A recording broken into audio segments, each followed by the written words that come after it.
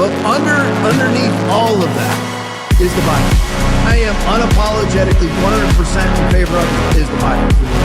Jesus is the Word. There is no delineation. If the Bible says it, that's what Jesus is, and that's what Jesus believes. That's what this podcast is actually about, is to actually alert people to what is coming and what is our responsibility in the midst of it. I know the Golden State will be in good hands with Eric Swalwell, and I hope you'll join me in supporting his campaign. I'm in. I'm in. I'm in. I'm 100% in. I'm in. I'm in. I'm in. I'm in. I'm in. I'm in. I'm in. I'm with Eric Swalwell. I'm in. I'm in. I'm in. I'm in. I'm in. I'm in. I'm in. I'm in. I'm in. I'm in. We're in. I'm in. I'm in. I'm in. I'm in. I'm in. I'm in. I'm in. I'm in. I'm in. I'm in. I'm in. I'm in. I'm in. I am all in. You guys get the opportunity to have someone very effective in a position of leadership. Somebody who's capable, knowledgeable, and experienced. There's no one more real than Eric Swalwell. I'm in. I'm in. I'm in. I'm in. What about you? Do you still have questions about who knew what when about his behavior? Well, I don't know what others may have known. I can tell you that I certainly didn't know that he was involved in any conduct along the lines of what has come out since Friday. And if I had, I wouldn't have gone near him with a 10-foot pole. I think there are many people in Congress as shocked as I am. Maybe I'm just not plugged into what others are, if they've heard more, but I just feel shocked and betrayed and sickened, and I think a sense of grief about all of this. But my paramount feeling is that I'm grateful these women came forward. I'm grateful that they did so when they did. It prevented our state from making a potentially terrible mistake. And certainly if I had known what these women have to say, I wouldn't have gone near him with a 10-foot pole, as I said. Some Republicans and others are saying that Democrats turned kind of a blind eye, that they knew what he was up to or what the allegations were. That is absolutely positive. It's true that they may say that, but it is absolutely not true. You had no idea? None whatsoever. None whatsoever. I had none whatsoever. What happens in California now? He was in many of the polls, the leading candidate. Yes, he was. That's gone. There's an army of candidates out there. And California has this quirky law, because it's ranked primaries, right, where you could end up with 2 Republicans on the ballot. Well, it is. How does that? I agree that it is a quirky law. I do not agree that there'll be 2 Republicans at the top. It's us now. Good morning to you, Jonathan. Thank you, Ainsley. Good to see you. Thank you for coming on. I want to talk about her case, but first, you wrote this op-ed talking about the people who were his close friends. They probably knew all of this. Why do you believe that? Yeah, I've been one of his most vocal critics for years, and you have Democrats now calling him a monster, but very few people in the establishment or the media want to talk about who created that monster. And the fingerprints are rather obvious. I would include in that list Nancy Pelosi. He actually cited Pelosi as his mentor. She was the one who rescued him. And in 2020, when the Fang scandal came out, where he's accused of having an affair with a accused Chinese spy, it was Pelosi that intervened and said, I have no concerns about Eric Swalwell. When people said, at least take him off the House Intel Committee, she said no. She actually intervened and said he's going to stay on that committee. And she now says that she had no idea. Well, these allegations have been around for years. He was a loose cannon in Washington, D.C., but he had a purpose. He was that attack dog straining on the leash, and the person holding that leash I view as Nancy Pelosi. Why? You said you're going to let Democrats appoint their own members to the committee, but you've also indicated you're not going to let them. I was very clear early on. Let me phrase something very direct to you. If you got the briefing I got from the FBI, you wouldn't have Swalwell on any committee. And you're going to tell me other Democrats couldn't fill that slot? He cannot get a security clearance in the private sector. So would you like to give him a government clearance? U.S. blockade on Iranian ports is now in day 3, and so far it appears to be working and according to plan. Preventing ships from accessing Iranian ports, which leads to 2 things. build up the pressure on the Iranian regime, and starve it of much-needed income. So that's where we start. Good morning, everybody. Midweek here. I'm Bill Hemmer, live in New York City. Morning to you. Yes, and reports are that the economic pressure is being felt by the Iranians. I forgot. I'm Dana Perino, and this is America's Newsroom. I was so ready to get into the news. Let's start here. So U.S. Central Command says that U.S. forces are maintaining their naval superiority in the Middle East. Commander Admiral Brad Cooper posting in part, in less than 36 hours since the blockade was implemented, U.S. forces have completely halted economic trade going in and out. And the numbers spell out the impact, with estimates that the blockade could cost the regime $435 million every day. So meanwhile, President Trump laying out why Operation Epic Fury started in the first place, sitting down with Maria Bartiromo. Because I don't need anybody's money. It's nice. I don't need anybody's money. I'm using my own money. I'm not using the lobbyists. I'm not using donors. I don't care. Miriam gave my campaign, indirectly and directly, $250 million. She was number one. It's probably not easy to give up for people, you know. They reach a certain age. Ginsburg could not do it. And she really hurt herself within the Democrat Party. People are very angry at her because I got to appoint people instead of Biden. So you don't know if you're going to be naming, putting another nomination forward. I mean, okay, Mr. President, you've got a big meeting. It's possible. You know, in theory, it's 2 or 3, they tell me. If you just read statistics, it could be 2, could be 3, could be 1. I don't know. I'm prepared to do it, but when you mention Alito, he is a great justice. That I would have done for $25 million, that's going to cost maybe $4 billion. Don't you think we have to find out what happened there? You know, we have other jobs like that, like the railroad in California, where it's, 25 times more than it was originally going to cost. And I think they're going to end up abandoning it. Okay, that's Gavin Newsom, or as I call him, Gavin Newscomb, who's so bad. But that's the one. But I think the Federal Reserve building is just as bad. And so whether it's incompetence, corruption, or both, I think you have to find out. I really do. I think you have to find out. So you're not going to drop the probe? No, I'm not playing.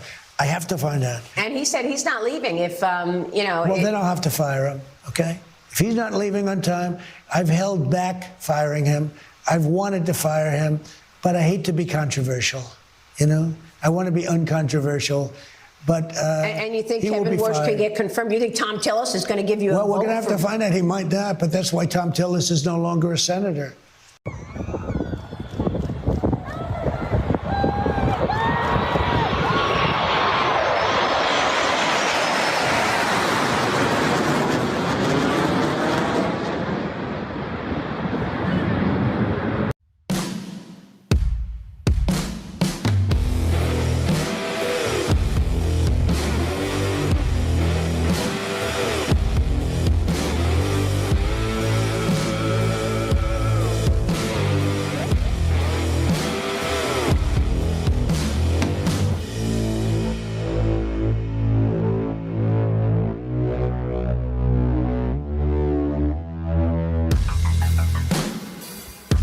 All right, Wednesday night, and we are live. Hope everybody's doing good as always. Be blessed in the mighty name of Jesus. Welcome to the Hangers On, those of us who are just willing to live in the truth and are not sycophantical for anybody. Let me say hey to everybody in the chat.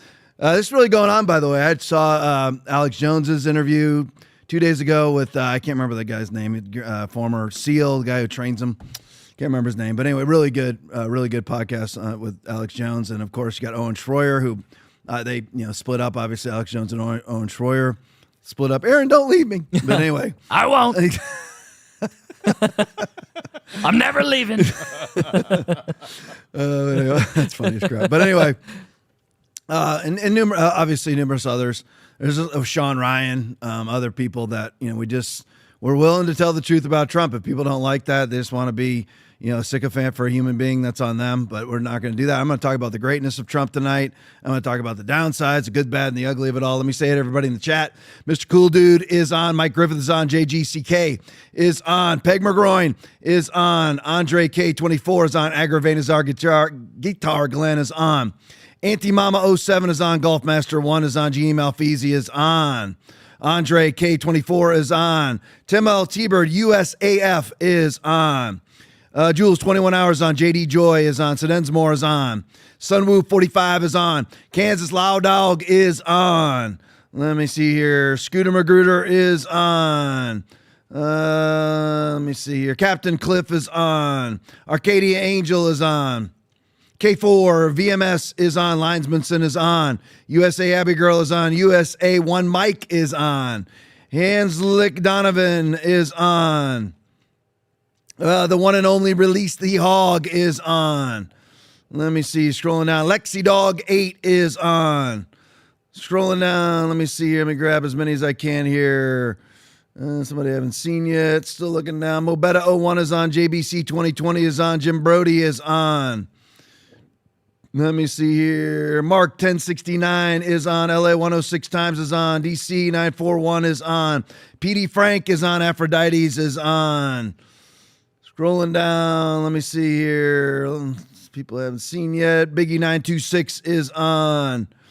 Scrolling down. Richard Perry 49 already in the rant. Thank you so much, Richard Perry. Scrolling down. Let me grab one or two more. We'll get going here. Producer Will is on. Let me see here. Trying to find one or two more I haven't seen yet. Scrolling down. There we go. Granite 2468, my friends from church. Love you. Douglas Tina is on. Let me see if I can get to the bottom of the chat. Oh, man. Wow. Holy moly. I'm at the way at the top. What the heck am I doing? Confederate. Well, here, now I'll go from the bottom here. Tricia Snow is on. Keeper 1376 is on. Now you guys are rolling. Conservative Waffle is on. Conservative Warrior is on. Milwaukee James is on. Aaron Yeager's on. Oh, my gosh. That's amazing. I was way at the top of the thing. Let me see here. Let me grab some people I haven't seen yet. Lisa Kinzer's on. Let me grab a couple more here. David Graves is on. I'm going down to the bottom here. Those Jesus people is on. Love you guys. Appreciate each and every one of you. Just a quick thing off of the pregame. Donald Trump talking about the probe into Jerome Powell. Definitely needs to be probed. I mean, I don't mean to reiterate old information, but again, we need to be looking at, so you have the Federal Reserve, which is, of course, what?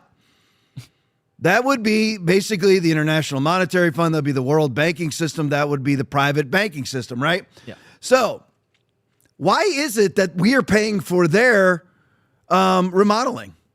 Can anybody explain this to me? I mean, I would love for somebody to explain to me how it is that taxpayer dollars are paying for the remodeling at the Fed. When this is the banking system. This is the private banking system that very strangely puts the word federal on their name, but it's all private banks. It's a consortium of banks, right?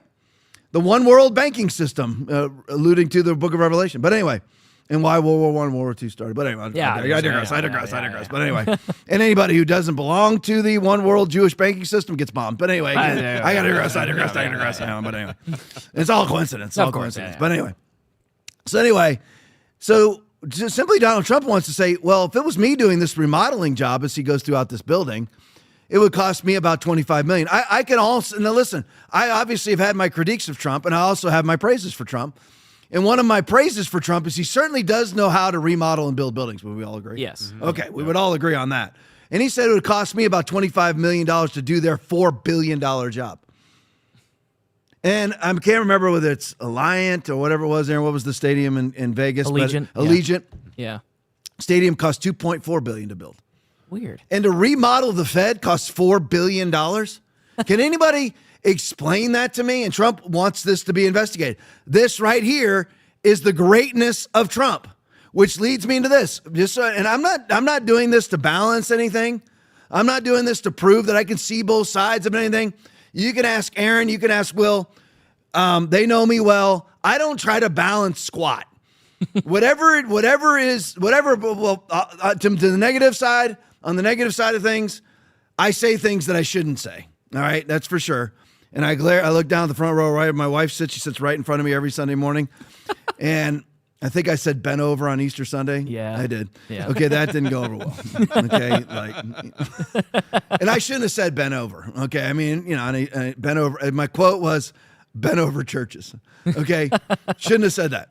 But I'm not trying to balance anything. I'm trying to show you that Trump does great things and Trump does horrendous things. By the way, I don't buy into the critiques that he has dementia or any of that crap, okay? I don't agree with the 25th Amendment crap that goes on out there, mainly from Alex Jones. And I love Alex Jones, and Alex Jones is a great person. But I don't agree with that. And he's pushed pretty hard that Trump has dementia. And then you have their interview with Piers Morgan, which I saved for tomorrow's podcast, but where you have a doctor who's coming out who's super critical of Trump, claiming that he has dementia right now. But this same doctor says, because Biden was hidden, he never saw Biden's mental collapse. He never saw Biden's mental issues. He never saw it because they hid Biden. Come on. I mean, imagine being a doctor that actually says that in public on Piers Morgan. And whether you like Piers Morgan or not, I do like Piers Morgan. I like to watch him. I don't agree, obviously, with a lot of things that he says and does. But anyway, but I do like his show. He does give people the opportunity to talk. But this doctor, I'm like, okay, because they kept him hidden, you couldn't see his cognitive decline that every last other human being on the planet saw? And you're the expert, but you can somehow see Trump's cognitive decline, which there isn't any. You all saw the pregame. There's no cognitive decline. He's about to turn 80. There is none. There's plenty of people, by the way, especially if they believe right, that have zero mental decline ever. Just so it's true. Yeah. I had my father's wife is my stepmother, and I ate dinner with him. He was 90 or above. He was either 90 or well into his 90s, maybe 95. And it was just like talking to Will. I'm talking about identical, talking to Will, talking to Aaron, talking to anybody you could name. Yeah. I mean, identical. There's no need. And Trump has zero. I mean, you saw the interview with Maria Bartiromo, and maybe he was interviewed by somebody else. I mean, he's remembering everything. Okay, that's utter nonsense. So I'm not going down those ridiculous rabbit holes. It's just like, here's the ignorance on the Trump side. So there's critique of J.D. Vance's. He did a town hall sort of forum in an arena, and I can't remember who was interviewing him, but anyway, he was being interviewed. It was town hall-esque, and it was in an arena, and it was put out on social media that he couldn't even half fill the arena. He couldn't. Okay, I mean, he couldn't. Is there anything wrong with that? Kamala Harris couldn't do it either, but J.D. Vance couldn't fill. He basically could fill about 30% of it. And they cordoned it off, and of course, it's all isolated. And it was shot from the empty sections. And it was very, very empty outside of I'm giving him credit at 30%. Yeah. It was probably more like 15 to 20%. Yeah. Okay, really? I mean, in all honesty. And so people are saying J.D. Vance can't fill this arena. Well, that's true, and I don't really care if they fill it or not. But MAGA people come out because, and I saw an excellent analysis on this from Owen Schroyer. MAGA people come out with their knives drawn. Oh, you shot the video before the event ever started. Okay. And Owen Schroyer's like, Owen Schroyer wasn't talking about this, because the problem with all these people who are sycophantical for Trump worshipers, I'm just making up names. Trump Girl 68, MAGA Thumper, 47 and all the, whatever. Okay. And they have and they follow 43,000 people, and they're followed by 42,000 people. Their entire life is Donald Trump. Whether he succeeds or, if he fails, it's over for them. I'm trying to swallow. There we go. If he goes down, all their following's gone, because their entire life is based on selling 45 shirts, 47 shirts, Trump, muscular shirts or whatever, all the ridiculous AI stuff and everything else. Yeah. Their whole life is on that. That's their popularity is based on that. It's a shame some people like DC Drano, people like that, and others that I can name that were right on a lot of things just sold themselves down the river of Trump. Now they have no credibility, because the problem is when you do that, if you sell yourself down the river, you're going to gain initially a lot, but then you're going to lose a lot when Trump is out of office. And when Trump loses credibility like he is in Iran. That's Owen Schroyer's, analysis on all of it. And so they show this arena shot, and it was 70% empty, and they cordoned it off and everything else.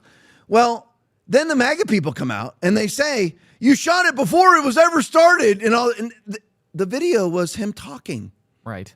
He's talking, and you can see him on the stage talking. Now, this is well after. How many people did they have come up before that? How many people came up and warmed up the crowd? How many speeches were given before? Excuse me. Let me get the ultimates. I got a problem here. Gotta lube the tubes. I don't know what the deal is. But anyway, it's just spit going down the wrong pipe. But anyway, so they already had all the warm-up acts and everybody else come out. This was shot while he's talking. And MAGA people come out and say, you're playing video before the event was even started. He's talking.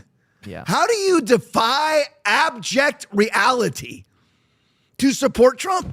I don't get it. I have never done that. You can go back, Aaron, give me a believe me. Believe me. You can go back and you can watch our videos on Operation Warp Speed.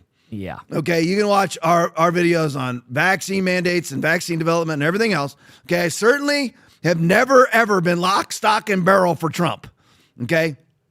Certainly support him. Certainly wanted him to win in 2024. I'm still glad he won in 2024. Still glad. Still glad he won. And I think that he's doing a great job managing the war that I hate.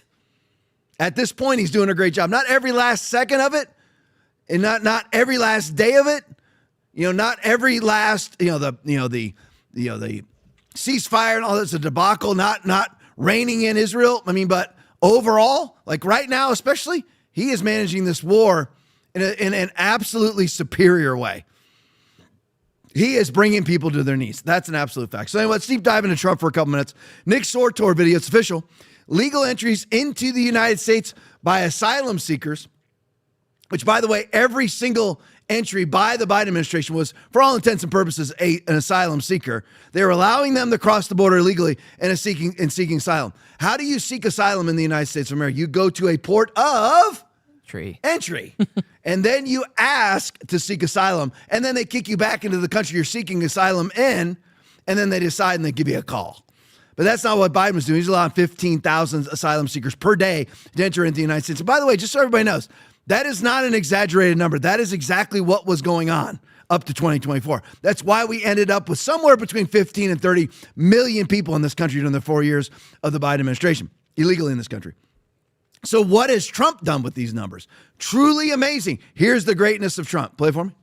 Let's talk about what's happened with legal immigration under the second Trump administration.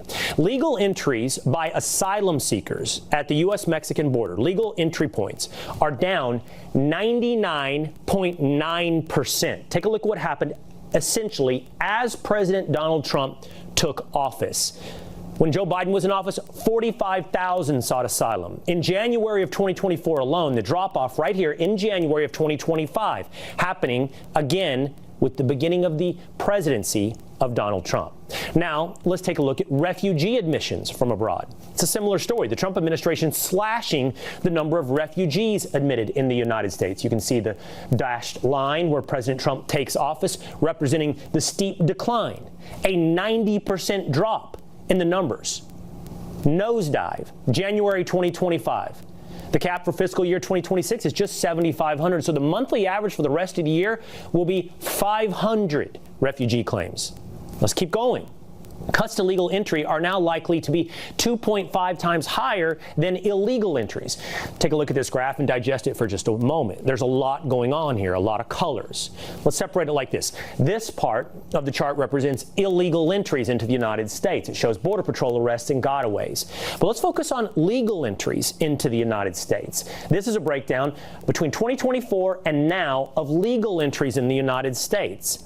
We're talking about refugees, asylum seekers. We're talking about spousal visas, family reunification, H-1B visas, everything down dramatically under President Donald Trump, declining 132,000 so far in his administration, in part, at least on the H-1B visas, driven by the $100,000 fee that is required now to support an H-1B. So if you're going to whine and complain about the Iran war, which I'm going to do because we shouldn't be in it, we shouldn't be over there, even though Trump's doing a great job managing it at this point with the complete blockade of Iran, he is squeezing everybody and causing, a lot of oil business to come our way, which is great. I mean, again, Trump's excellent at business.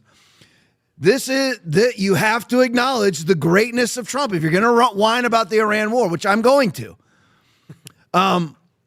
You have to acknowledge the numbers are unbelievable. And this is being kind by calling these people asylum seekers. Down 99%. And we're talking about, if you're talking about year to date, comparing where Trump is right now, comparing to where Biden was at this point in his administration. This is unbelievable. 99.9% of asylum seekers are down 99.9%. And then you go to this graph right here, number of entries of visas issued in a month. I mean, you look at 2024 legal, current legal. You look at it, December 2024, here's the timeline, December 2024 versus current 2026. So here you go. So look at Trump's numbers. What it was, 186,000 under Biden. Trump declines at 132,000. That's incredible. I'm one of those who's saying we not only need to close the borders, we need to close legal immigration. I mean, we're already, and everybody's heard these numbers if you watch this podcast all the time, and I don't mean to be redundant, but people need to hear it. Our numbers, we allegedly allow in 1.1 to 1.5 million people legally into the country every year. But that's chain migration. So you can times that by 4 because they're allowed to bring in their immediate family members. And what's the definition of immediate family member? Nobody knows. So they bring in anybody and everybody. That can mean 8 people per one. So you get the DC statistician data, which is, we allow in 1.2 million per year. No, you just times that by 5. That's what we legally allow in, not to mention Joe Biden allowing in 10 to 30 million in 4 years. But look at, you have to acknowledge the greatness of Trump. You can split it all up. You can look at all the different numbers, screenshot it, break it all down as you see fit.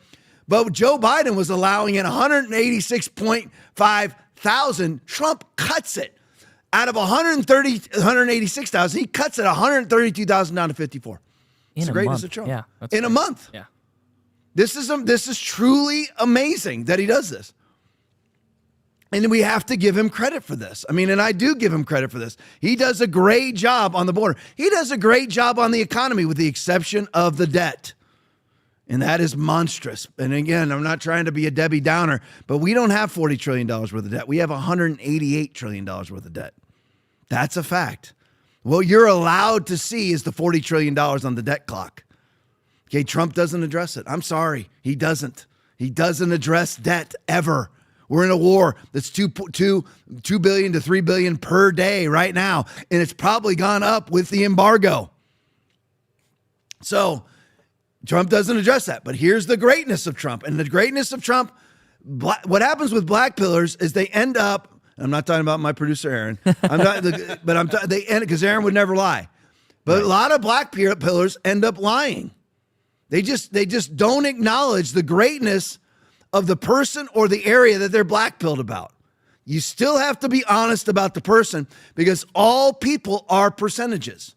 Yeah. All people are percentages. All right, let's go to the next one. Eric Doherty video. Incredible news. More on Trump.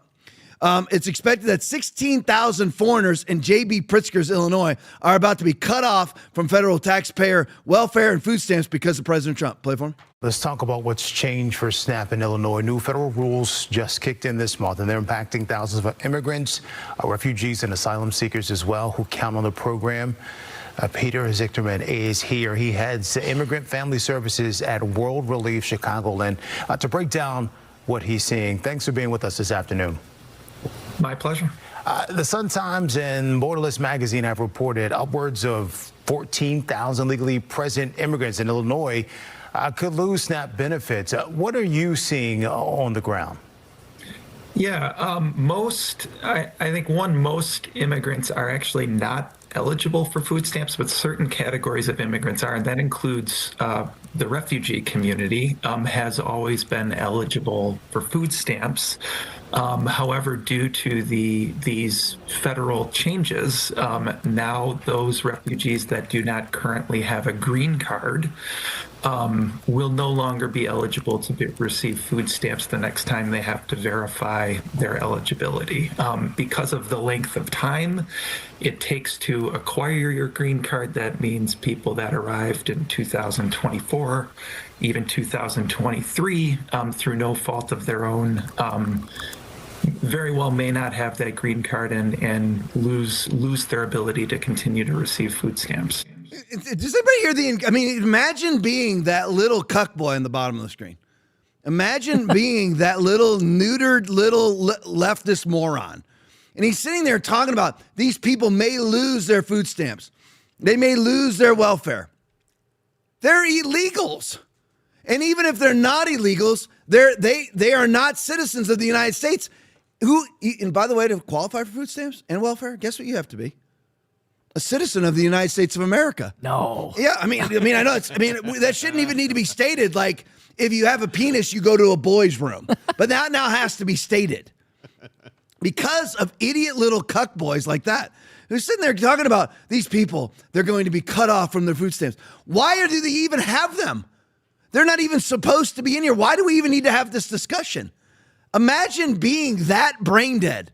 You want to talk about cognitive decline. I mean, imagine being that cognitively impaired that you're making an argument against a president who's cutting off federal benefits for illegals and foreigners. Imagine a foreigner coming in. And by the way, I'll challenge Will, I'll challenge Aaron, I'll challenge myself or anybody in the chat. You go to any country and try to get on welfare. No. Again, it will happen nowhere else but here. And yet you have leftist morons, and he sees the debt clock the same way that I do, advocating for illegals to continue to receive food stamps in the state of Illinois. Unreal. But that's the greatness of Trump. And he's going right after him. That's what you do. But sadly, it's not what's going on in Congress. Go to the next one for me, Nick Sortor tweet. 6 Republicans just joined Democrat. Here we are again. Salazar, same old names. Cuckboy Bacon, Cuckboy Fitzpatrick, Cuckboy Lawler, Miliotakis, and Jimenez. All the same exact people every single time. Lawler is the one who wrote or was advocating for on Laura Ingram's show, the Dignidad Act. It's a bad act when a Republican, first of all, when it's bipartisan. Second of all, when you name it a Spanish name. In America. You know what we speak in America? You know what language we speak? Hey, Aaron, what language do you speak in America? Inglés. That's what we speak in America. So you don't name our legislation with Spanish names, Lawler. But 6 Republicans joined Democrats to advance a bill barring Trump from deporting illegal Haitians. And then, by the way, this is what was discussed down at the Doral. And the Trump administration caved. The Republicans are saying, does anybody believe that we're going to win the midterms? So why do we even, if we're not going to win the midterms, then why don't we do all that we can before the midterms? But of course, people don't do that because they're feckless little cowards who don't want to be called names like Lawler and Salazar and Bacon, all these just absolute feckless morons. But anyway, so you have it right here. Trump, 6 Republicans joined with Democrats to advance the bill barring Trump from deporting illegal Haitians 219 to 209. So that's down. This comes just days after a Haitian murdered an innocent mother with a hammer. The GOP has a massive rhino problem. We don't have a rhino problem. Everybody in the Republican Party is a rhino. Yeah. We don't have a rhino problem. I guarantee you a lot of this was backdoored anyway. We'll take the heat on this one. All you guys go ahead and go on the record, to allow Trump to deport these illegal Haitians. You guys all go on there. We know we don't, even though you don't want to. We'll take the heat because we already have a bad reputation. So we'll take the heat. And you'll see Salazar get her benefits and Lawler and Bacon. They'll all get their benefits and their committees because they're probably getting elected in purple districts or even or districts that lean blue, whatever. So they're able to get the votes. So they take the hit while other people get to act like they're supporting Trump and the immigration agenda. But again, even with this, it's duplicitous because Trump himself allowed this. It's like, Tom, make it make sense. I can't. You can't make selfishness make sense. If people are doing things simply because of selfish ambition, selfish motive, self-profit, whatever it may be, fame, whatever it is, you cannot make sense of it. The only thing you can make sense of are people with principles. That's all you can do. People who follow the word of God, people who have principles, whatever it may be, they're unbending, never kowtow. You can make sense of people like that. But you cannot make sense of people who are lukewarm, who are just spongy people that will go with the flow, who will form-fit themselves into any agenda. And that's what we have here. And even the 209 nays in there, I guarantee you most of them don't want to deport them because they don't want to lose the midterms. Yeah. What do? You embrace who you are and you run as it. And you get your base out. You think, it's the same thing every time with these people. It's the same thing. They think that if they moderate, they're going to get moderates. You're not. They're voting Democrat. They think if they're moderate, they're going to get blue dog Democrats. There aren't any. They think if they moderate that they're going to get rhino Republicans. They're all voting Democrat, morons. If you want to be elected as a Republican, even if you aren't conservative, you're going to need to run as a conservative and get people like me excited about your candidacy. Like we were about Trump's, because he was so hyper-focused. He was so cut and dry. He was so black and white. You know, and now what it is, the political term is squishy. They're just a bunch of squishy people. That's who they are. And this is like Salazar right there, Maria Salazar, sadly from Florida, co-sponsored the Dignidad Act with Rep. Maria Escobar out of Texas, a Democrat. And then these same people vote to not allow Trump to deport. Look at the very important term there, illegal Haitians. We're not allowed to deport illegals. By the way, how are you even allowed to legislate that from the House floor? You can't. You'd have to change the law and make illegal immigration legal. That wasn't done, but somehow they are able to forge a bill blocking Trump from deporting illegals. That makes no sense. But anyway, that shows you the duplicity of it all. I mean, again, you have the Doral meeting, which kind of created this atmosphere, and Trump went along with it. But then Trump is barring 16,000 people in J.B. Pritzker's Illinois from receiving benefits. Trump has the lowest asylum seeker rate that I've ever seen. And even his incredibly low legal immigration numbers. Fantastic job. I don't get it. So more greatness of Trump here. Wall Street, don't worry if you're waiting for the bad, it's coming. Wall Street Apes video. Dr. Oz says Health and Human Services investigators have been looking at autism centers. I actually had a little story on this, and now it's really coming together in a cumulative story, which is great. Autism centers in Janet Mills, Democratic governor, Maine. And 100% of claims reviewed here have problems. Not 10%, not 12%. In other words, 100% of their autism center claims are fraudulent. Play it for me. We might have another Minnesota on our hands. Remember that state's program for children with autism, the one where Somali fraudsters set up fake treatment centers and stole millions of taxpayer dollars? Well, the same thing appears to be happening in Maine. 2 weeks ago, Health and Human Services investigators released a report on Maine's autism program in which they identified at least $45 million in improper payments. But that's not all. They learned that the program's payouts increased more than 50% in just 4 years. They found that treatment centers are clustered in small geographic areas, just like they did in Minnesota. They reviewed paperwork that was missing crucial information, like whether the kids receiving these services had been properly diagnosed with autism in the first place. 100% of the claims they examined had problems. And most troubling of all, they discovered that Maine had never conducted a statewide review of its autism program. Once again, it looks like another governor left the cash register unattended, and criminals helped themselves to your hard-earned money. Rest assured, we're going to get to the bottom of this. Today, we sent a letter to Governor Janet Mills and Maine's health commissioner demanding more information about how they're preventing, identifying, and remediating fraud in the autism program and other programs that have raised red flags. If we don't like what we see, CMS will work with Maine to put their house in order. And if we're not satisfied with their progress, we reserve the right to cut off payments entirely. That's what it means to fight fraud, preserve program integrity, and protect your taxpayer dollars. And that's what we'll keep doing every single day. Now, to Dr. Oz's credit, you have to give credit where credit is due here. He's doing a good job with this. Again, this is the greatness of Trump. This is Trump's selection. And Oz is doing a really good job with this. He's the one who exposed all the hospice centers in LA alone, which was, I believe, 1,200 out of 1,500, 1,500 out of 1,700, can't remember, were fraudulent centers. Same thing's happening here. $267 billion per year going into a black hole in California fraud. And Will was asking who's going to prison. That will be the line of demarcation of effectiveness. Who goes to prison?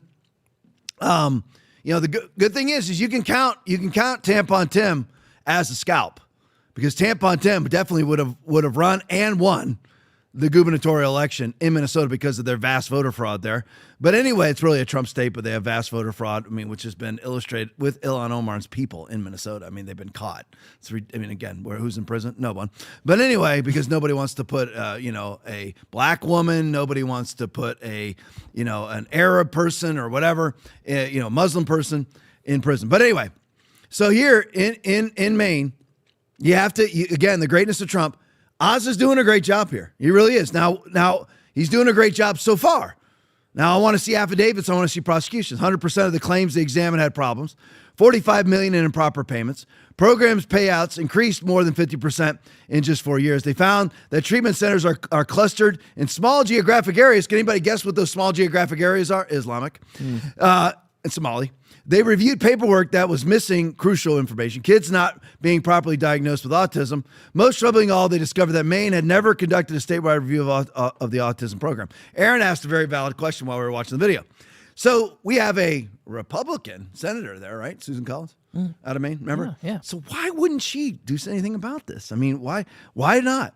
Because once again, what's happening with all of this is a very simplistic explanation is this.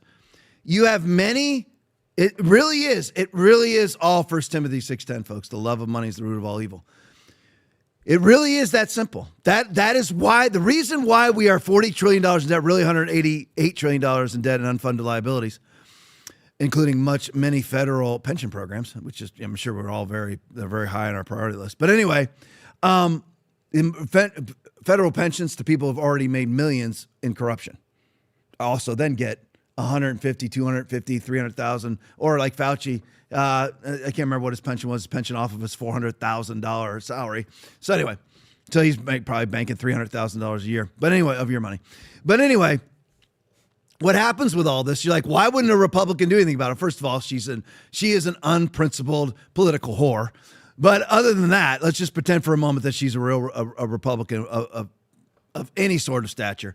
We're going to pretend because she's not. But anyway, what happens is these people are regulating an area they all are on committees and everything else that are regulating certain areas of the economy.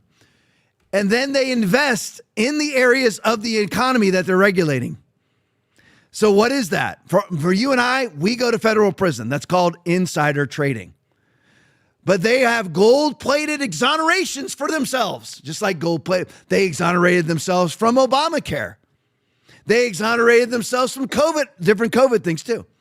So they always exonerate themselves. And then they call themselves our rulers when they're not. They're our piss boy representatives.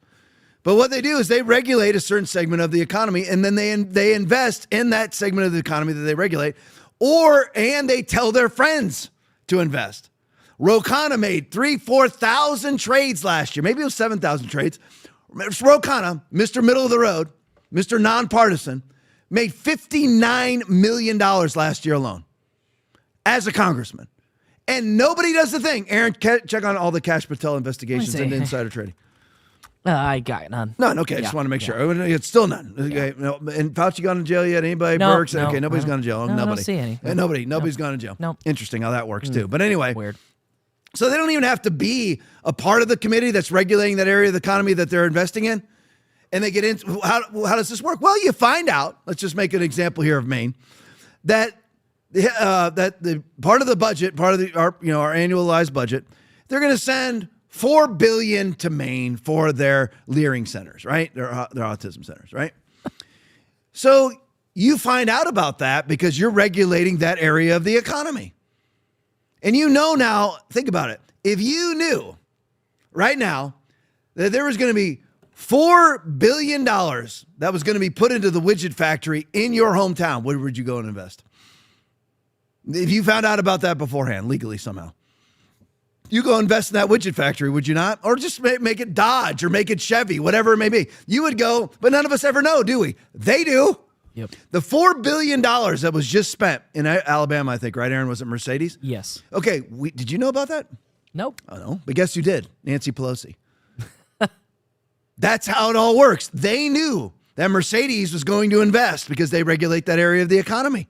That's how Hillary Clinton was able to give 20% of our uranium away to Russia because she regulated that area of our economy as Secretary of State. But anyway, so what they do is they find out $4 billion is going to Maine, into the hospital. So they all invest because they know $4 billion is going, but none of the rest of us do. Then they invest. That's why it never gets shut down ever by a Republican or Democrat, because they're all butt buddies together.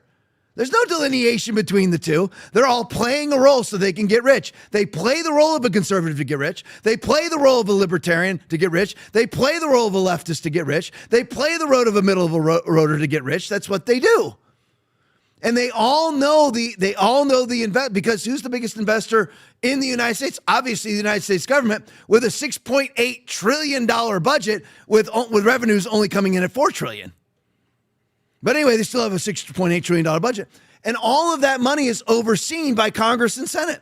And they all know where it's being spent before anybody else, and then they invest. Or they know when it's going to be cut, so then they short the stock.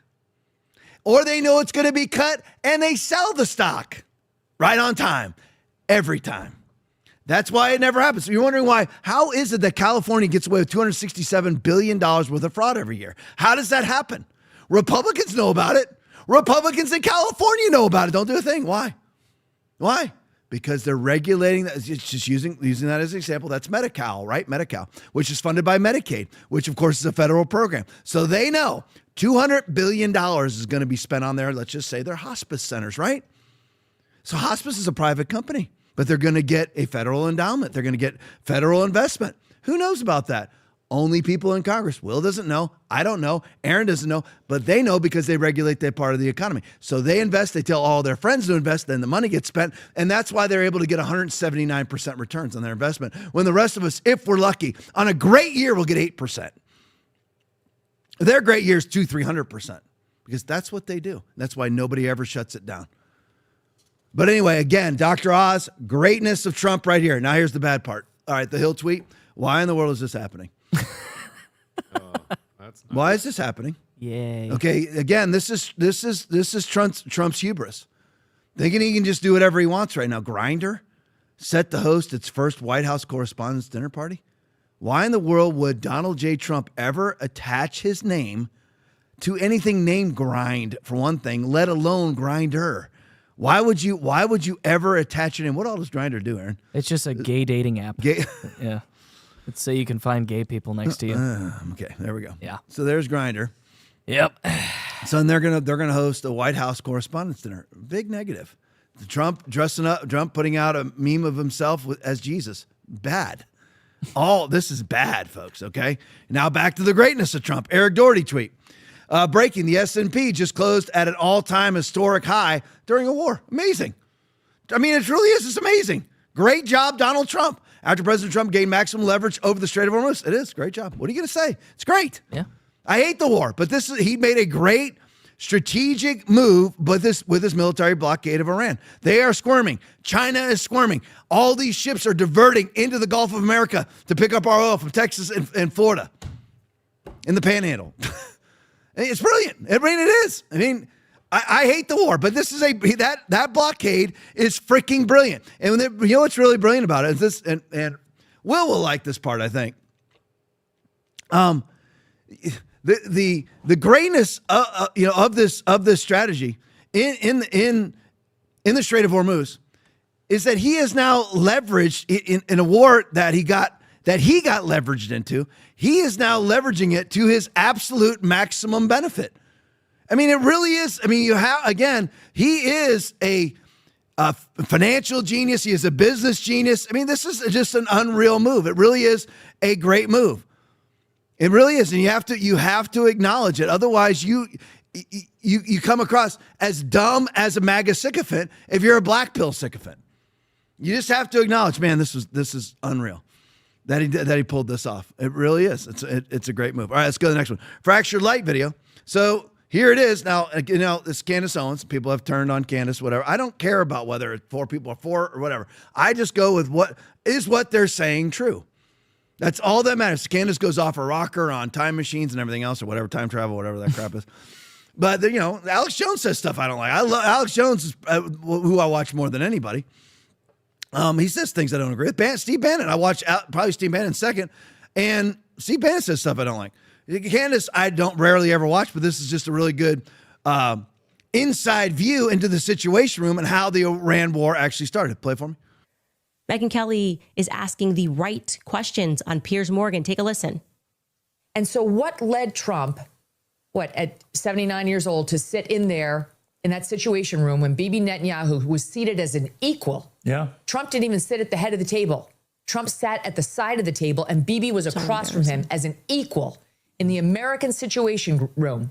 What led him to sit there and buy what that guy was selling hook, line, and sinker when every other president was able to see through that liar?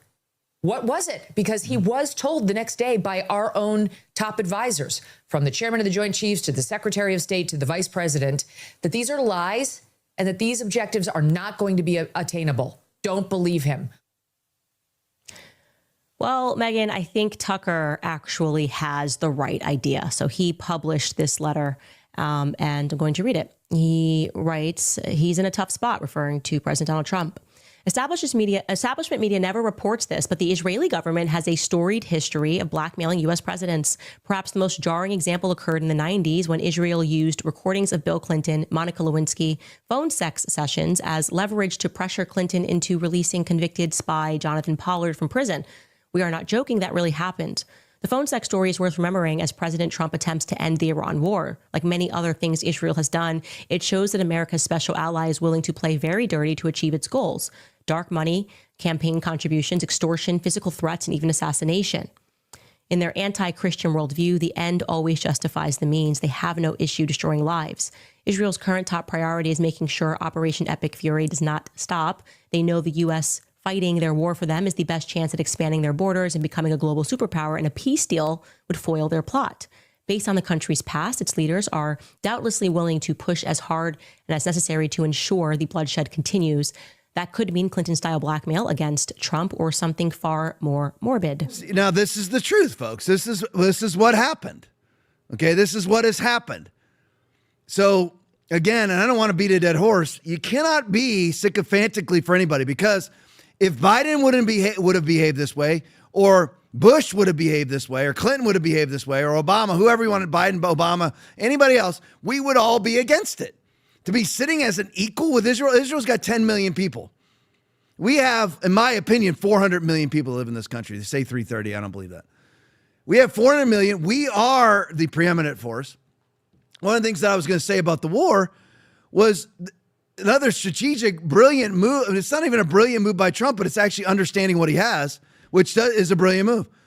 Is that all these people that are supporting like Iran and who supported Maduro in Venezuela and are supporting Cuba, which would of course be China and Russia, right? They have sent all those militaries, the various militaries, whether it was Venezuela, or Iran or anybody else you want to name, and all of the conflicts that they're having with the United States military, Russia has sent their best. Not their fighting, men or anything like that, but they sent their technology to defeat our technology, defeat our weaponry. Same as China. China sent it to Maduro. Russia sent it to Maduro. China sent it to the mullahs. Russia sent it to the mullahs. And the American military, it's like a gnat. I mean, again, I hate the war, but it has shown great military might on the part of the United States of America, because they have blown through China's defenses and Russia's defenses. You notice that's why they're not being super aggressive, I think? Because China, reports are they're at the equivalent of about $10 a gallon worth of gas right now. Iran's in full collapse. Russia could care less. They don't need it. But you notice how Putin's silent? Why is China, why is Russia silent about this war? They are. Have you noticed anything? They're not saying anything. Why? Because the military technology that they sent in to defeat the United States, and we say Israel too, but Israel's military technology is whose technology? That would be ours. They have nothing without us. Nothing. Everyone talk about how genius they are. No, they have nothing without us. We run their military operation right now. We are their ops package. They do not have a logistical package without us. We run their war. They can bomb in Lebanon. They can't run the war like in Iran. We're doing all that, just so you know. Just like we were running the war for the Ukrainians too. But I digress. But all the weapon systems that Russia has given that China has given to Maduro, that's given to the mullahs, all defeated, just blown through like they weren't even there by the American military. And it's not might, it's technology. So that's why they're not saying anything. You think there'd be a lot of hubris right now on the part of China. How dare you blockade our primary source of oil? Are they saying anything? No, because right now they don't have the weaponry to stop us. That's just a fact. And you have to give credit, again, where credit is due. But we don't belong in this war. If we wanted to be in a war, let's just go blockade the strait. Why do we have to do anything? Why do we have to join with Israel at all? Why don't we just go blockade the strait? Because this is what's going to happen with the MAGA morons. Okay, and that doesn't mean everybody that's in MAGA is a moron. I was MAGA until I got kicked out. Okay, the MAGA morons are the sycophantical Trump is God. They probably like the Jesus depiction. Yeah. Okay, we didn't, because everyone's going to claim, though this was all Trump's 5D chess. No, he got suckered into the war by Benjamin Netanyahu, who is long time, very close family friends with the Kushner family. Very close, and we end up in a war with them. Of course, Ivanka, what do you call it when somebody becomes a Jew? Converted into being a Jew and everything else. So converted into a Jew, and all that. But so it's just been proven that he got suckered into the war, and everybody else turned Benjamin Netanyahu down. Now, why though? Why did Obama and Biden turn Netanyahu down? Because they love Muslims. They both gave billions. I mean, even after October 7th, Biden gave billions to Iran because they side with Muslims over Jews and Christians, okay? Now, here's the thing. Where do you stand, Tom? I told you before, I don't side with either one of them. It's like two crappy neighbors that are firing shots at each other or getting into a fist fight. I don't have to choose. I don't have to go, well, I choose this crappy neighbor over the other equally crappy neighbor. I'm not. Okay, Israel is crappy towards us. Here it is. I'm not going to choose them. Establishment media never reports this, but the Israeli government has a storied history of blackmailing United States presidents. That's our ally. Yeah. How many prime ministers of Israel have we blackmailed? They blackmail us. Somehow they have this leverage over us. And it's mainly caused by evangelical Christians who falsely believe they have to support Israel. You don't. Does God support Israel? Does God support Israel? I mean, consider therefore the kindness and sternness of God. Sternness to those who fell, but kindness to you, provided that you continue his kindness. Otherwise, you also will be cut off. Boom. Boom. Romans 11:22. That's it. Speaking of God's relationship with the Jews and relationship with Christians. If you don't continue his kindness, in other words, you don't stay in obedience, you'll be cut off just like the Jews. Does that sound like God is on the side of the government of Israel? Doesn't mean that biblical things haven't happened there and that biblical things aren't going to happen there, because all of that is true. But that doesn't mean that God tells all Christians to sycophantically support the government of Israel, which, by the way, is a secular government who loves lab-grown meat, vaccine passports, and porn. And allows child molesters to seek refuge in non-extradition inside of Israel, i.e. Jeffrey Epstein. Yep. You know, everybody knows, right, that Jeffrey Epstein left in his 2006 charges. Where did he go? He left and was living in Israel until he got his plea agreement, because if he didn't get the plea agreement that he wanted, he's going to stay in Israel because you can't extradite out of Israel. A guy who's banging 14-year-olds.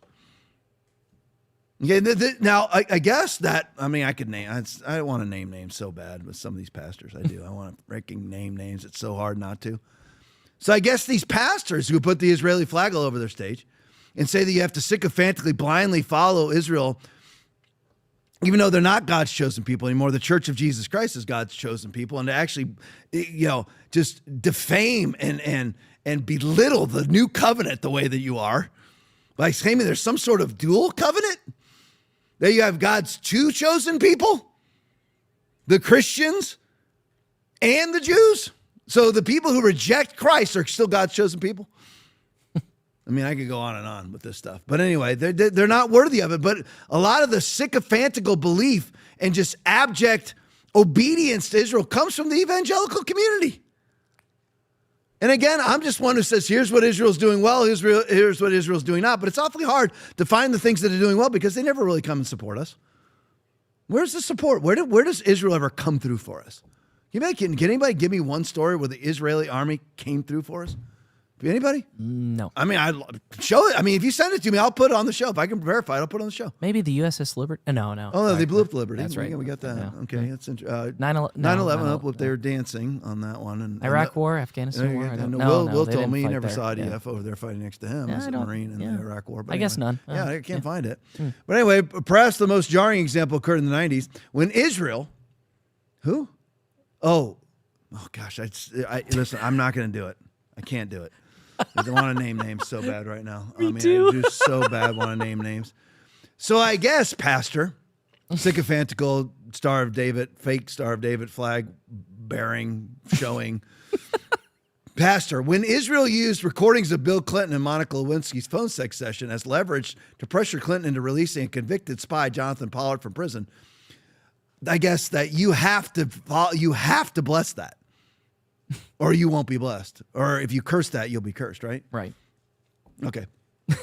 The phone sex story is worth remembering as President Trump attempts to end the Iran war. Like many other things Israel has done, it shows that America's special ally, in quotes, is willing to play very dirty to achieve its goals. Dark money, campaign contributions, extortion, physical threats. You have to bless all that, Aaron. If you don't bless it, you'll be cursed. Of course. Even assassinations, JFK.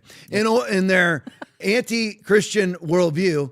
Yeah, remember, so as a Christian, you have to sycophantically and blindly support those who murdered Christ. You have to sycophantically follow the rabbis who own Pornhub, right? You have to follow that no matter what. You have to, as a pastor, maybe you are even a pastor who stood up against the COVID tyranny. You have to sycophantically blind the most COVID caving country in the Middle East. With their green passes, their vaccine passports, their mandatory vaccinations, their mandatory masking, their closing, their lab-grown meat and everything else, right? Biometric ID that they want to implement under Benjamin Netanyahu. So you have to show all this. Israel's current top priority is making sure Operation Epic Fury does not stop. They know the U.S. is fighting their war, blah, blah, blah. All right, so let's look at the results of this. We'll go to, if I'm not in the right one, I think I am. We're on AF Post, Will? Yes, sir. Okay, so let's go to Harry Enton. Israel's favorability, AF Post, but it's Harry Enton off of CNN. Israel's favorability among under 50 men has absolutely cratered. Play for me. They have very much shifted away from Israel. Look at this. Net favorability of Israel among men under the age of 50. In 2022, not too bad, but not too hot to trot either at -3 points. By 2025, again, down we go, -22 points. That is a 19-point shift in just 3 years' time. But it gets even worse. Look at this for Israel. -47 points. That's a 44-point shift away from Israel on the net favorability amongst young men who, of course, shifted massively into the Republican column back in 2024, and they have been shifting away from Israel over the last 4 years. And what was Charlie Kirk doing, Aaron?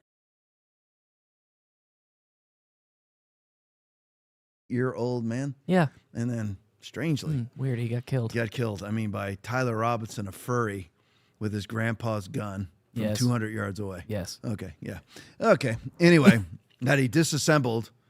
It would take this was done on Joe Rogan, by the way. An expert in firearms came in and said it would take him 5 minutes to take apart that gun. And Tyler Robinson pulled it off in 20-something seconds. Amazing. He said even if you received 6 months worth of training, you could never get it under a certain amount of time, minutes. But Tyler Robinson was able to take it apart, put it in a backpack that doesn't conceal it. Right. Take it down off the roof, and you can't see the gun at any point sticking out of the backpack. Of course, we're not allowed to see him actually take the shot. Right. We're allowed to see him running off the roof, jumping off the roof, but never allowed to see him take the shot. And then he reassembles it in an inordinately short amount of time and throws it out in the woods. I mean, we're all supposed to believe that, right? Why wouldn't you take it with you? Yeah. Why would you not secure the weapon that's used in the crime? You'd think you'd want to get rid of it. You think it would be on the, you disassemble it and throw it into different parts all around the country or whatever. Well, yeah, and it was already in your bag disassembled. It's already in your part. Right, So exactly. what- You could just go drive down the road and start throwing chunks all over, never to be found. But of course, it had to be found, right? I mean, Right, yeah. It was almost as if someone told him to make sure that he disposed of it, because it's almost, it was a Jason Bourne type of thing. Hey, you're going to be the next Jason Bourne. Yeah. Just like Thomas Crooks in the BlackRock commercial. Mm-hmm. Weird, isn't it? But anyway, so, it's odd that you see Israel's base of support in the United States of America, under 50 men, gone. I mean, look at that freaking timetable, folks. -3, that wasn't so bad. 3%, whatever. They were losing. They lost 3 points in 2022. A little bit of a loss in 2025 at 22%. And now just in 2026, they lose another, 25% between whenever that poll was taken in 2025 and now. So you know what you don't do if you want to win the midterms? Partner with Israel. Yeah. You don't partner with Israel. Hey, Will, we're going to skip the next one. Let's go to fact check Harry Enton. We are talking about non-college white voters. Here's Trump's support. And Trump is sliding right into the water. Play for me. We have been reporting that the president's approval rating is low, very low. This morning, the question is, with whom? With us now, CNN chief data analyst Harry Enton. You say, this wall says, a key group of the president's supporters. Which key group are we talking about? Which key group are we talking about? Well, it's the group that helped put him in the White House in 2016, and then again in 2024, the group that shifted tremendously from 2012 to 2016 and put him in the White House. We are talking about non-college white voters, and he is sliding right into the water. This is a rut-row moment, to quote the great Scooby-Doo. Trump's net approval rating with non-college whites. Look at this. In February of 2025, it was plus 32 points. Down it goes. Look at Johnny. Johnny is just shocked by this number, and now it is minus 2 points. That is a 34-point shift, and I will note this is an average of polls. This is not just one poll. I've averaged 3 different polls here, 3 big pollsters, and what we see is Donald Trump actually underwater with non-college whites who, of course, put him in the White House. Really moment? Yes, really, John. Yeah, again, I have to ask, really, because this is a 34-point swing among white voters who didn't go to college, which, again, one of his core groups here. Why? What issues? Why? I mean, let's talk about the economy. It's the economy, Smarty, when I'm talking with Mr. Berman. Just take a look here. I mean, again, look at this. On the economy, his net approval rating, non-college whites. You go back to February 2025, he was 26 points above water. Look at this shift. Minus 15 points. 15 points underwater with non-college whites when it comes to Donald Trump's net approval rating on the economy. That is an over 40-point shift away from the president with a key core group of his. Ruh-roh. What about the war? What about the war? Well, the war ain't helping him, because just take a look here. Non-college whites, net approval rating of U.S. military action against Iran, minus 5 points. You think that's low? Come over to this side of the screen. How about Trump on Iran? Minus 13 points. A very unlucky 13 indeed for the president of the United States with a key core group of his. It turns out he's alienating a lot of folks with this war, not just the Pope. So, okay, not good, folks. It's just not good. And you notice the polls were what, Aaron? CBS, Fox, and CNN. Yeah. And CBS is run by Barry Weiss now. Who's a Trump moderate Jewish woman, lesbian. You have to support it. Okay, pastors, you got to support that lesbianism because she's a Jew. You got to bless that. You got to bless it. Yep. Okay, I know that they're going to go to hell, but you got to bless people going to hell because they're Jew. Remember that. Anyway, let's go to taxes. I want to wish Will and Aaron, myself, and everybody watching, 410 people that are watching right now. I want to wish everybody a happy tax day on April 15th. Oh, I'm not doing my own thing. I told them to join in every time I clap. So I just want to wish everybody a happy tax day. Yes. So I want to make you feel really good about paying your taxes. So here, let's go to Peter St. Ange, where he's actually wishing you a happy April 15th. Play for me. Happy Tax Day is April 15th, the day you hand over a third of everything you make for government to waste, fraud, and abuse. The federal government now steals taxes just over $5 trillion, while states and locals pile on for another $2.5 trillion, coming to almost $1 in $3 of personal income. For perspective, the entire time since Nicolas Maduro goose-stepped into the port of New York, you thought you were working for yourself, but you were actually working for government. Put differently, you work for the feds Monday, you work for state and local Tuesday, you don't put anything in your pocket until you're making weekend plans. Now, a third is roughly 20 times what the British were trying to tax in the Boston Tea Party. We are free at last. Alas, we do not have tea parties anymore, partly because they don't make Americans like they used to, but partly because that stolen third is hidden. The devil's brew of tax withholding, hiding taxes by putting them on the employer, they look like lower salaries, and embedding taxes where the trucker bought tax diesel, Publix paid property tax and payroll tax, and none of it is listed on the bananas. So where did it go wrong and how to make it right? The original sin, of course, was the income tax passed right before World War I. Indeed, it's a big reason we had a world war. In the old days, governments could not afford them. The income tax was originally promised to soak the rich, starting around $15 million in modern terms, at rates of 1 to 7%. Perhaps you will recognize the sales pitch, millionaires will pay pennies on the dollar. Of course, tax the rich was bait as the rates went up in the tax spread, so today it hits everybody over $15,000 at a top rate of 39%, 52% if you are in California. Not including, of course, the billions of hours Americans spend trying to figure out their taxes under threat of imprisonment, only slightly less fun than a root canal. So what would it take to get rid of it? It's actually very easy. Congress can pass a bill tomorrow. After all, the 16th Amendment allows an income tax. It does not require one. They will not. Congress exists to pillage, but what if they did? The federal government would lose $2.5 trillion of funding. They'd have to slash foreign aid, treasury bailouts for bankers, welfare for the able-bodied, grants to left-wing rioters, overseas wars, one Iran per generation. Pace yourself. Even the Somali leering centers, no more leering on the taxpayer dime. You have to throw away the entire welfare industrial complex and the fraud industrial complex it built. In return, you keep roughly $20,000 a year in taxes. But more important, the economy takes off, which could triple that. The reason is just like cigarette tax reduces smoking, income tax reduces income, discourages work, entrepreneurship, job creation, and wage growth. After all, why would a neurosurgeon work weekends or a rib joint open a second restaurant if most of it is going to taxes? So what's next? Trump has repeatedly endorsed repealing the entire income tax, the first president in history to do so.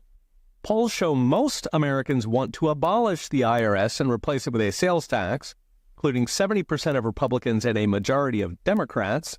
Sadly, Congress has more fun pillaging the republic, even if their voters want to throw the entire tax code in the Boston Harbor. So, as usual, most voters wanted all illegals to be deported, right? That's Republican and Democrat. Yep. It really was. It's 90+% with independents and Republicans, 70% with Democrats. Everybody wants no income tax. But yet, why do we still have it? Because our glorious leaders, which again are not our leaders, they're our piss boy representatives. They want income tax because they invest in it. Again, I don't mean to be redundant, but if they don't have income coming into the federal government, then they don't get to play their little Ponzi scheme via regulations, via overseeing the economy. Again, if we're not paying for Medi-Cal, which lost $268 billion last year in fraud, then all of those who regulate that area of the economy can't invest in those federal dollars, i.e. Nancy Pelosi, i.e. Gavin Newsom. They simply invest in the areas of the economy that they regulate and tell all their friends to do so. And then they because they know $10 billion is going to these smart thermostats in Arizona. Will doesn't know, Aaron doesn't know, I don't know, but they know, so they all invest in it and tell their friends to invest in it. They make millions. They don't want there to be no income tax because then they don't have the money to invest. They don't have our tax revenue to invest and then use their own revenue to invest off of their own federal investments. That's why. Life really is simple. The love of money is the root of all evil. It really is that simple, folks. It really is. It really is. You look at how ridiculous this is. We get roughly a third of our income stolen from us. And that is 20 times what the British were doing. We had a Revolutionary War. But even then, only 3% of the population fought it. It's amazing. One of the funniest parts of this video was we spend billions having people do our taxes. Not only do we send in 4.8 to 5.5 trillion in tax revenue, we actually pay people to do our taxes for us, and if we don't get it right, we can go to prison. And you work for free until Wednesday. Every week of your life, you worked. I don't care how rich or poor you are. You worked for free until Wednesday. 5.5 trillion goes to the feds. 2.5 goes to state and local taxes. You work into Wednesday before you ever make $1. It should never, of course, ever be that way. Ever. All right, that's good. 10-14. I got so much more. I got a lot of stuff. I got a massive expose on California fraud. They just tried to pass a bill in California to outlaw Nick Shirley. That's true. Of course. They did. And they call it some anti-bullying bill. Oh, but it's all tailored to get Nick Shirley out of the state. All right, we got rants tonight here. I saw at least one. We got three. Three rants. All right. Jules, 21 hours, donated $10. Getting rant in early tonight so I don't forget. Lol. Thank you, Jules, for that one and last night's. Appreciate you very much. Thank you. Go next for me. Richard Perry, 49, donated $10. Haven't been on in a while. Been struggling in my faith. I must do better. Strengthen him, Lord, in Jesus' mighty name. Watch the podcast. Watch the Bible, if you can, Richard Perry. Watch my Bible study live on Instagram at 8 o'clock on Friday. Don't forget that, by the way.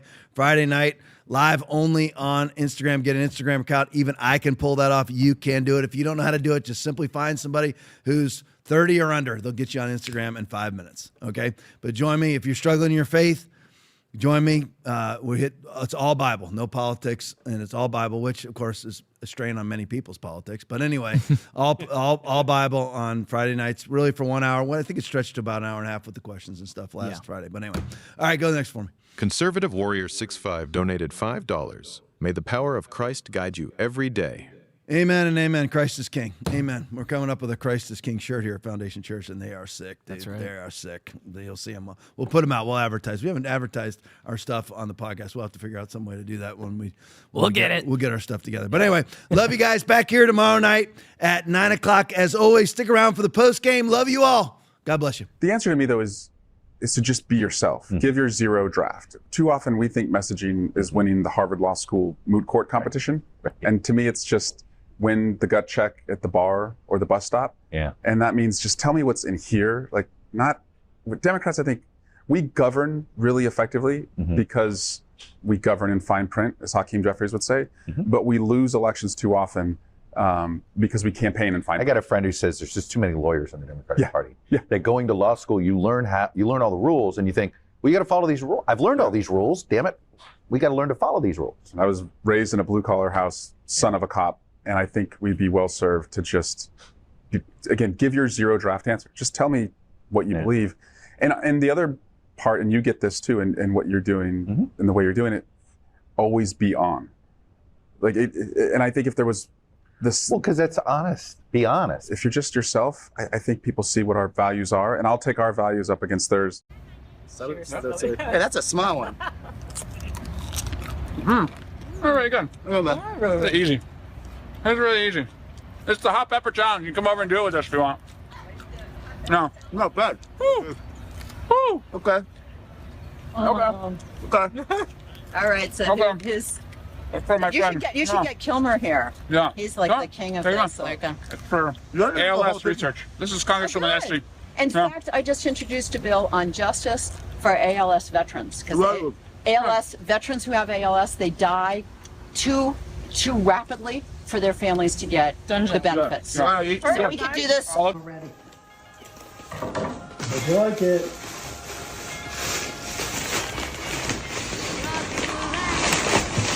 Oh my God. I think I know what it is. I know. Oh my God. What is it? It's the rock. Oh my God. It's the anthropology rock. What? I can't believe you guys bought this for me. What? Greg, this is way too expensive. Well, listen. I told you not to spend money on me for. The rock was expensive? What the fuck are you talking about? It's beautiful. Let me tell you, so somebody at work, their wife works for corporate, and believe it or not. For anthropology? Yeah. I got it for $250 less. What? $250 less? Retail, yeah. I don't know how I got it. It's beautiful. It was the last one. It was the last one in the area. What the fuck is going on here? Who gets a fucking expensive rock for Christmas? It's different. Look, you can take it. I love it. You can put it And right. you can Why is it expensive? Because it's like a unique rock. It's the gift of the year. God, everybody wants this. It's from like a meteor that crashed. I can't believe it. It's 250 it's less. a What is it meteor rock. normally retail for? It's from a meteor. Sadie, I got the rock. Oh, give me a fucking break. This is ridiculous. This is like the pet rock or the fucking... Look at it. Don't you want to see it? Pokemon? Look. No, I don't want to see it. It's like the Chia Pet. It's a rock. But it's a beautiful rock. It's stupid. I've never seen a rock like this. And they sell these and people are buying them? It was supposedly from like a meteor that crashed. You in guys the are like so sweet to give me thousands this. of years ago. I can't believe it. You like it? Oh my God. Where can we put it? Like last year I wanted the turntable, this year I wanted the rock. Yeah, of course. And I just mentioned And it the in shape passing. is so good. Like You guys spent money on a rock. You're looking to fucking buy a house and you spend the money on a rock? Holy shit. What a fucking... Dad, it's a prank. We didn't spend any money. We didn't. It's like the what do you call it? said we broke the glass. Merry Christmas.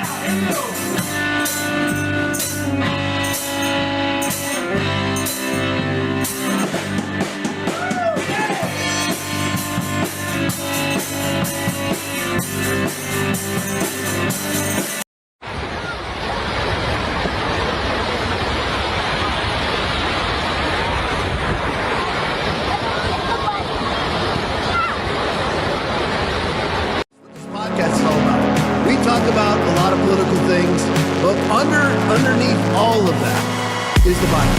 I am unapologetically 100% in favor of it is the Bible. Jesus is the Word. There is no delineation. If the Bible says it, that's what Jesus is, and that's what Jesus believes. That's what this podcast is actually about, is to actually alert people to what is coming and what is our responsibility in the midst of it.